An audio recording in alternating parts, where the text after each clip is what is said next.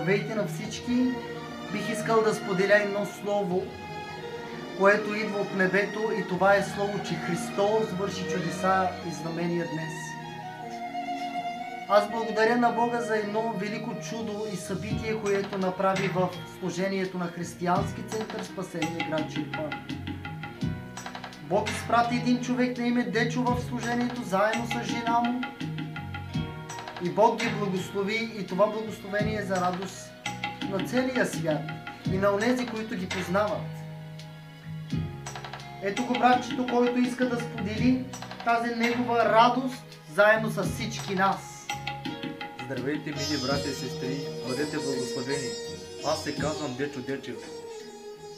Имам да ви споделя нещо, което наистина Бог е извършил чудеса. Братя и сестри, аз се ожених с моята жена 2012 година. Става 3 години, както нямам деца. Аз умолявах Господ да ми даде. Но Господ е велик. Аз вярвах в Него. Слушах една песен всеки ден преди да идвам на служение. Моля те, Господи Исусе, ела при мен и изтри моята сълза. Аз се слушах всеки ден.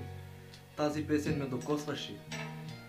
И става 1 месец, както идвам на служение. И иска от Господ с ревност и вяра.